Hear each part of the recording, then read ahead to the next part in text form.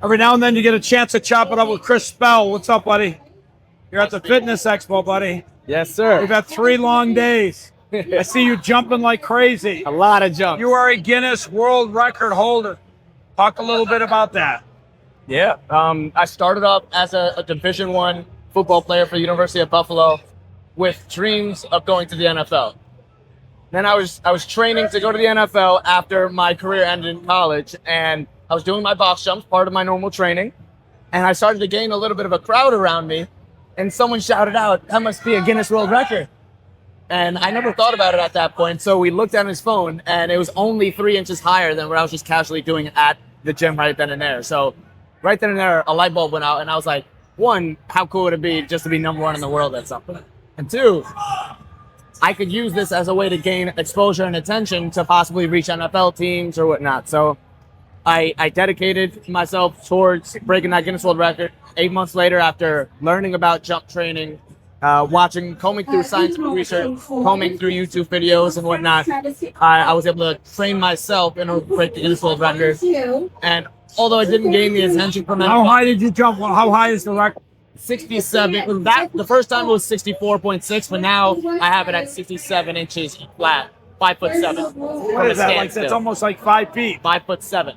Holy fuck. Yeah, from a standstill. Cam's not even 5'7". You could literally box jump Cam. From a standstill on top of his head. So it didn't gain the attention from NFL teams, but it gained the attention of everybody else who went crazy viral on Good Morning America and Sports Center. Cam's ESPN. a professional boxer. Can you teach him how to jump? I could teach anybody how to jump. Maybe you can just like jump into the ring. Absolutely, it could be your thing. But yeah, and then it went crazy viral on Sports Center, Good Morning America, Stephen A. Smith, and social media ate it up. Okay. And I guess that's the story. And now you're here on the Human Longevity Show. And now I'm right here. So how has fitness played a role in your life? I mean, fitness, just the ability to create a character like it's Madden, like it's 2K or a video game. I like to think of life as a video game, and I can sculpt my character. I can, if I want muscle here, I can build muscle there. I can do that. If I want to, become more fit, more capable, I'm able to train myself to do that. So that whole mindset of just constant improvement, +1, always improving, always adding attribute points to it. Fitness is my whole life.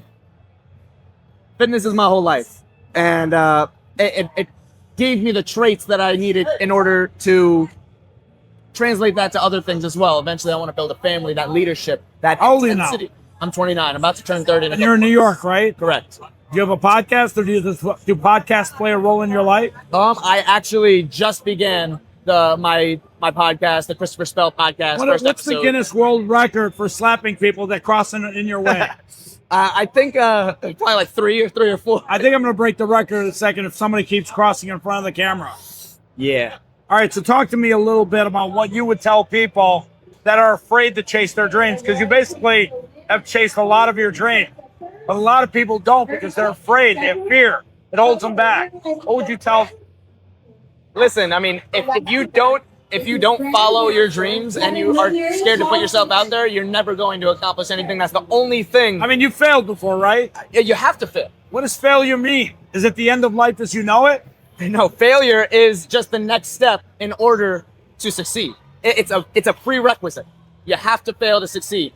And if you're scared of failure, if you're too perfectionist to fail, you're never going to get started. That is true. All right. Talk to everybody right now and talk to them about how human longevity matters most.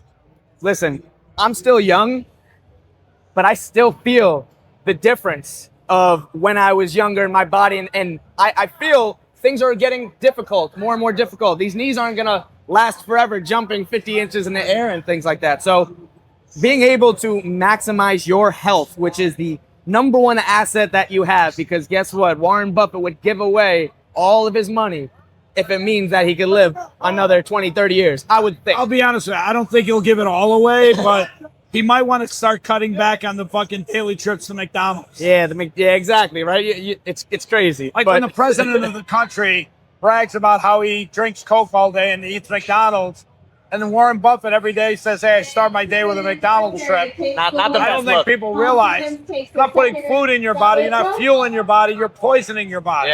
Yeah, I mean, Listen, you're already fighting an uphill battle. You're fighting upstream with the general aging process. Like, it is what it is.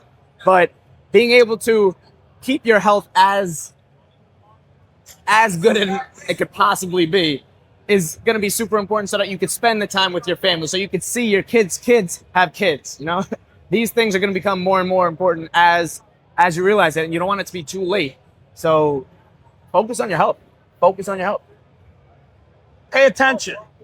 Hey, we got to chop it up again sometime soon. Absolutely. I think your message is absolutely important for people to listen to. You've got to make each day count. Yep. You don't know when your last day is, so you don't want to be the person that hasn't taken the shot. You know, if you don't take the shot, you're automatically going to miss. Take the shots. You might just achieve it. Shoot.